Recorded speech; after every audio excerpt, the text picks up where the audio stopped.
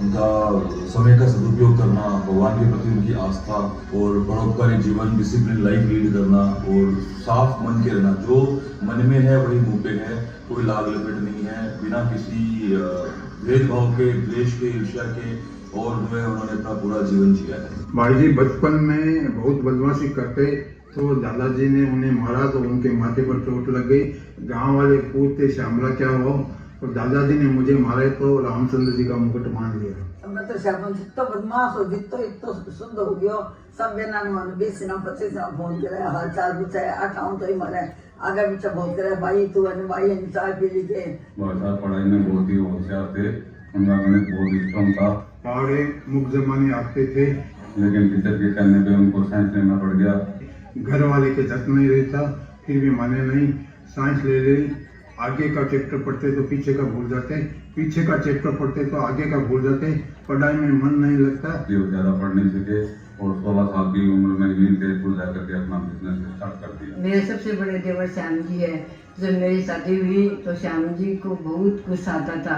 श्याम जी और शंकरलाल जी अक्सर दोनों लड़ाई झगड़ा करते रहते थे, खाना पीना भी छोड़ देते थे। लेकिन जब से उनके जीवन में कमल आई, उनका स्वभाव एकदम ही चेंज हो गया। भाई साहब जवानी में बहुत ही रोमांटिक थे, वो रोमांटिक गाना गाया करते थे और रोमांटिक पिक्चर भी बहुत देखा करते थे।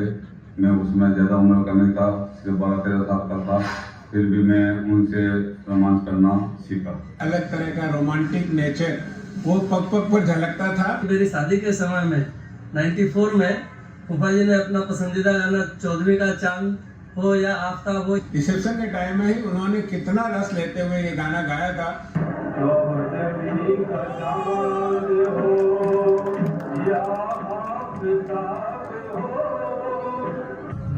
भी हो तुम खुदा की कसम लाजवाब हो।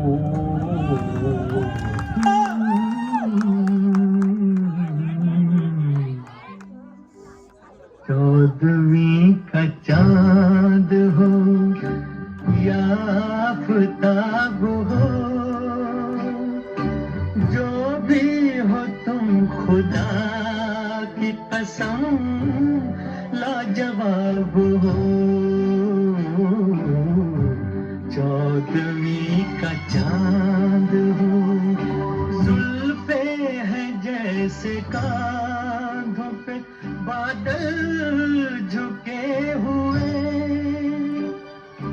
आंखें हैं जैसे मई के प्याले भरे हुए, मस्ती है जिसमें प्यार की तुम वो शराब हो। 14वीं का चांद हो। जब हम लोग जसवंतगढ़ से तेजपुर आए थे तो पापा की जिद के कारण आए थे हम लोग जसवंतगढ़ से तेजपुर। सभी लोग पापा के अगेंस्ट थे, लेकिन अगर हम तेजपुर नहीं आते तो शायद हमें इतनी बेटर लाइफ नहीं मिलती जो जसवंतगढ़ में थी।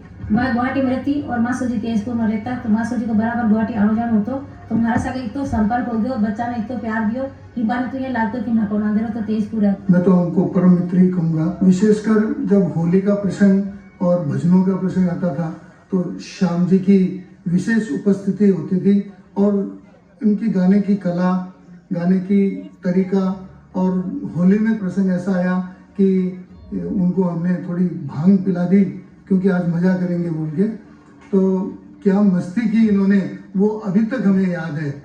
लेकिन मैं लोग डरता क्यों नहीं कि श्याम जी को कोई फालतू छोड़ो आ गयो, वो रुपया देना बस दुकान के अंदर ले गयो, लेकिन माथे तो रुपया देना बेटा तो नहीं आते कर समय वो तो नहीं तो मार दो मार दो उन्होंने माथा में खेल तब उन्होंने को चलेगा। जिया जी का 95 में तीसरी बार खंडिया का ऑपरेशन हुआ था, तो 20-25 दिन मेरे पास ही रही थी। डेली ऑपरेशन हुआ, लेकिन जिया जी के चेहरे पर कभी मैंने शिकन नहीं देखी, चेहरा हमेशा मुस्कुराता हुआ रहता था। 25 दिन में कभी उनके चेहरे पे कोई गुस्सा, कोई झंझलाहट, कोई शिकायत कोई नहीं देखी। मतलब जी जो तकदीर में लिखे हुए वही खुशी, आप लोग कर्म में जो आपा करते जाओ और जो लिखा है वही होना है। और आसाम में उन्होंने जिस तरह से अपनी एक दुकान चलाते हुए परिवार को पाल पोस करके बच्चों को बड़ा किया, उन्हें अच्छे संस्कार दिए, शिक्षा के लिए पूरे अवसर दिए, यह उनके जीवन का बहुत बड़ा अचीवमेंट है। मैं पापा की तरह हूँ और मेरे पापा मेरी दादी की तरह है। मतलब ये कि जिस समय जहाँ हो वहाँ उस समय फुल लॉन एंजॉय करो। उनकी एक बात मुझे बहुत अच्छी लगती है कि जो खुद खुश रहता है वही दूसरों को खुश रख सकता है, और इसीलिए शायद वो हमेशा लोगों में खुशी बांटने में बिलीव करते हैं और देने में बिलीव करते हैं।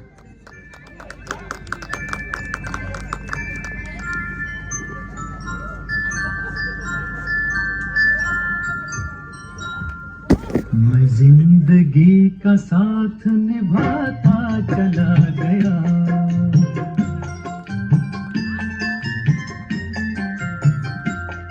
हर फिक्र को धुएं में उड़ाता चला गया, जो मिल गया उसी को मुकद्दर समझ लिया, मुकद्दर समझ लिया, मुकद्दर समझ लिया। जो खो गया मैं उसको भुलाता चला गया, जो खो गया मैं उसको भुलाता चला गया, हर फिक्र को धुएं में उड़ा। तो जैसे कोई कस्टमर आ रहा है उनके पास में और बार्गेनिंग चलती थी, बट लास्ट मोमेंट तक पापा ट्राई करते थे और उस कस्टमर को जो है वो कपड़ा बेच के और उससे जो है डील करके रहते थे और बोलते थे हमेशा मेरे को कि यार भागते भूत की लंगोटी चौकी। हाँ सर जी, मेरे गुरु है, इनके साथ में मैं 84 से जुड़ा हुआ हूँ। इनकी दुकान में जो काम करते थे तो ये बहुत ही दूसरे में टाइट थे, कड़क थे, और कस्टमर के साथ में भी इनका बहुत अच्छा व्यवहार है। अंकल के लिए स्पेशली बोलना चाहूंगा कि वो इतने डेडिकेटेड थे अपने काम के लिए कि वो किसी भी कस्टमर्स को इधर से उधर नहीं होने देते थे। उनके दुकान में जो कस्टमर घुस गया कोई भी हालत में उसको देखे वो बेचते ही थे। और बचपन में हमें याद है कि हम पापा से इतना डरते थे कि पापा जैसे ही घर पे आते थे हमें खौफ हो जाता था, और कितनी बार मैं और अमित भैया बहुत डरते थे, तो पापा हमें घर से निकाल देते थे। सब कहते हैं कि भैया जो है वो मम्मी पे गया और मैं पापा पे गया हूँ, और आई थिंक वो एकदम सही है। मुझे भी पापा के जैसे ही गुस्सा आता है, थोड़ा आता है उनसे। गुस्सा अगर किसी का पापा ने सहा है तो सबसे ज्यादा मैंने सहा है।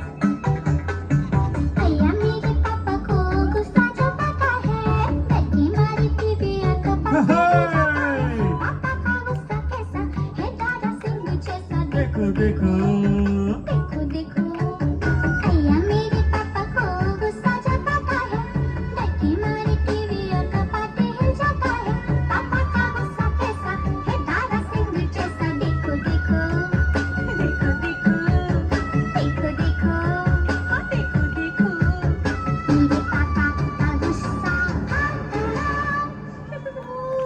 सबसे बेस्ट पार्ट मुझे ये लगता है कि वो हम लोग बाहर में हम लोगों के साथ गुस्सा कर ले, लड़ ले, कुछ भी कर ले, वो रूम में जाके सीधा माला फेरना चालू कर देते हैं।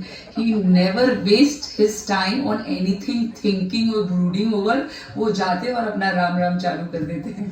मैंने आपकी जितने कहानी सुने हैं कि आप अपने बच्चों के साथ, अपने टीम मेंबर्स के साथ इतने स्ट्रिक्ट रहे हो, पर मुझे आज्ञा को या कोई भी बच्चे को ऐसा फील नहीं हुआ, क्योंकि आप हमारे साथ इतने कूल और इतने हंसी मजाक रहे हो बचपन से। दिवाली की सफाई कर रहे थे घर पे, और सफाई करते करते मेरे को 25 पैसे जो है वो मिल गए थे। नेक्स्ट डे मैं स्कूल गया और स्कूल जाके मैंने जो है वो 25 पैसे की चॉकलेट वो खरीद ली। पापा ने मेरे को 3 दिन तक घर पे बांध के रखा और छत पे धूप में रखा, स्कूल भी नहीं जाने दिया, खाना नहीं दिया।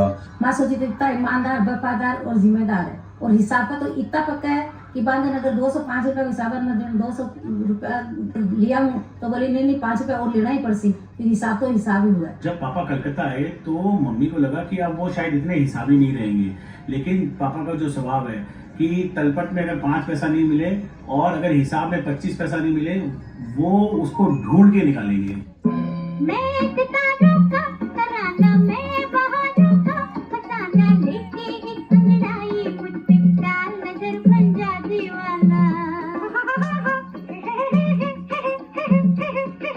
रूप का तुम हो खजाना, तुम हो मेरी जान माना, लेकिन पहले दे दो मेरा 5 रुपया 12 आना, 5 रुपया 12 आना, मारेगा भैया ना ना ना ना।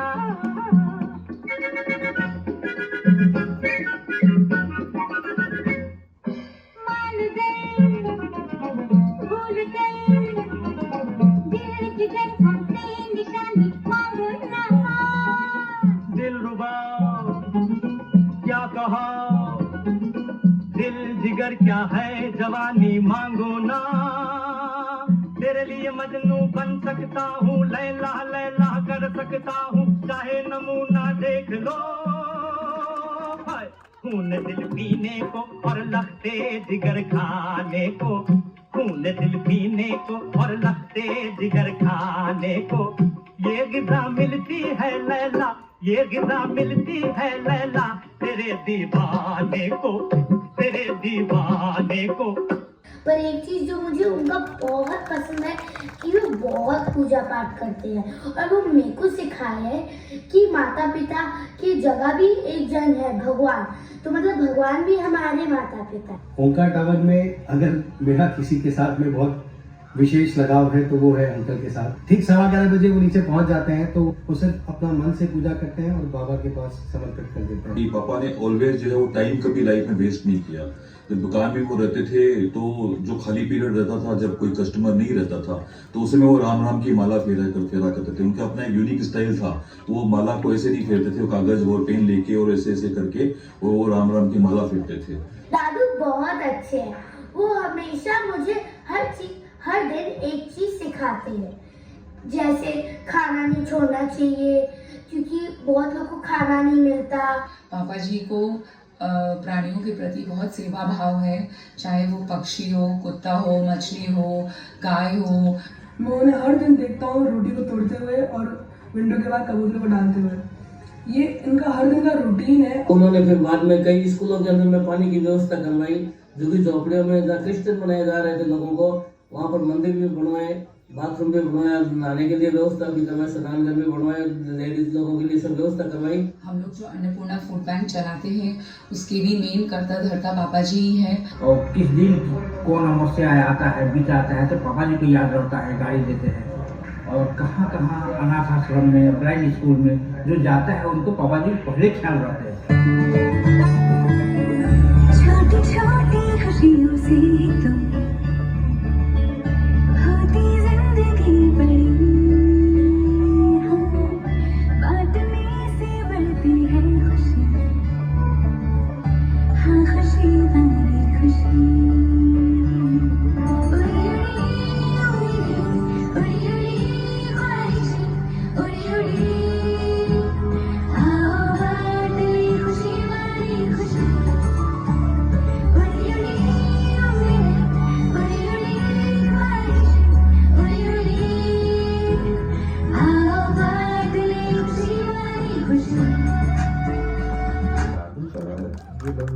क्लियर नहीं है, वो उतना जताते नहीं है, तो वो मुश्किल है पकड़ना। बट वो हमेशा प्रेजेंट रहता है, आपके सामने नहीं हो तो पीठ पीछे जरूर कि मैंने खाना खाया कि नहीं, बाहर था, कब तक था, घर कब आया, उन्हें हमेशा परवाह रहती है। Unbiased, you know, between a daughter or a daughter-in-law, and he doesn't care. He supports us with everyone around us, with the family and anyone telling anything. But he will be supporting us कि let it be. Teja ji की भी पूरी जीवन कहानी उनके याद करते हैं तो सचमुच में रोमांचित हो जाते हैं। उनका जीवन भी कोई कम संघर्षपूर्ण नहीं रहा, लेकिन उसके संघर्षपूर्ण जीवन में भी वो एक जीवंत व्यक्ति की तरह से पूरा अपना जीवन बिताए। उम्र के किसी भी पड़ाव पर आशीर्वाद कितना महत्वपूर्ण है, फूफा जी से ये चीज मैंने सीखी है।